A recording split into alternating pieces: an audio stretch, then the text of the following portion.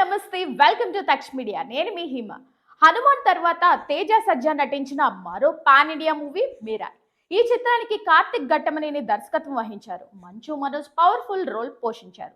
రితికా నాయక heroine గా నటించింది. People media factory banner పై TG Vishwaprasad, కృతి ప్రసాద్ నిర్మించిన ఈ చిత్రం ఈ రోజు సెప్టెంబర్ 12 ప్రేక్షకుల ముందుకు వచ్చింది. సినిమా ఎలా ఉంది? తేజ సజ్జా ఖాతాలో హిట్ పడిందా లేదా? ఇప్పుడు తెలుసుకుందాం. మిరాయి చిత్రానికి పాజిటివ్ టాక్ వినిపిస్తుంది. గ్రాఫిక్స్ అద్భుతంగా ఉందంటూ చాలా మంది చెప్తున్నారు. అలాగే ఇందులో ప్రభాస్ వాయిస్ ఓవర్ ఉండడం సర్ప్రైజింగ్ అంశంగా చెప్పుకోవాలి.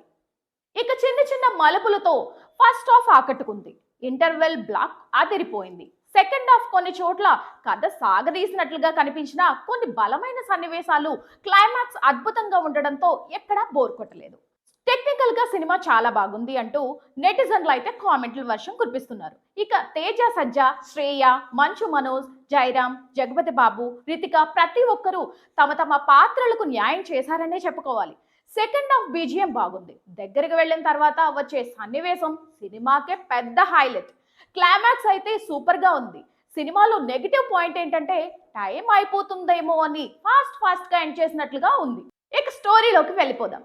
కళింగ యుద్ధం తర్వాత ఎంతో పశ్చాత్తాపానికి లోనైన అశోకుడు తనలోని శక్తిని మొత్తం 9 గ్రంథాలు, ఒక్కో గ్రంథానికి ఒక్కో దివ్య శక్తి కలిగి ఉంటుంది. సో వాటిని ఇమిడింపజేసి ప్రపంచ నలుమూలలా ఉన్న 9 మంది రక్షకులకి అందిస్తాడు.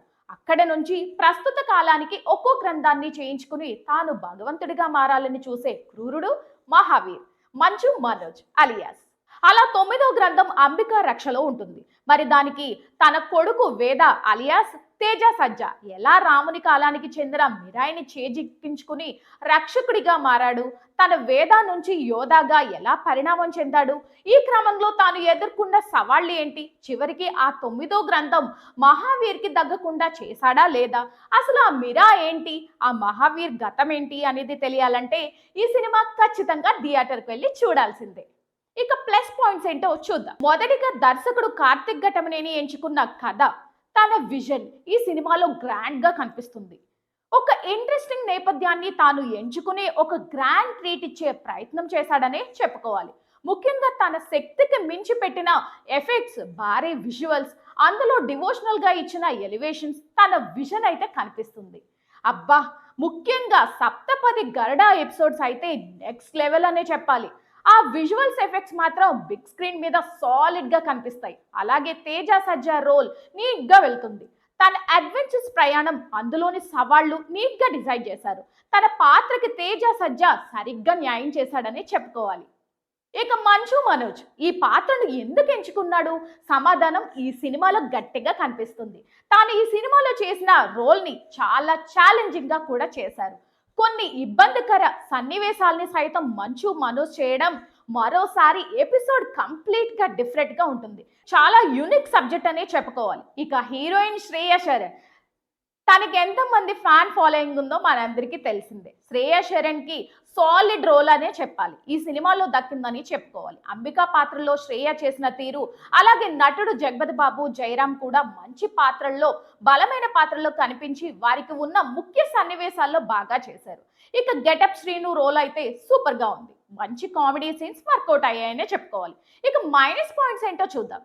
ఈ సినిమాలో ప్రధాన అంశం బాగున్నప్పటికీ కథనం ఇంకా డెప్త్ గా తీసుకెళ్ళుంటే బాగుండేదేమో అనిపించింది. అప్పటికే వైబ్ ఉందిలే సాంగ్ ని తీసేసినప్పటికీ కథనం అలా సాగుతున్న ఫీల్ కలుగుతుంది.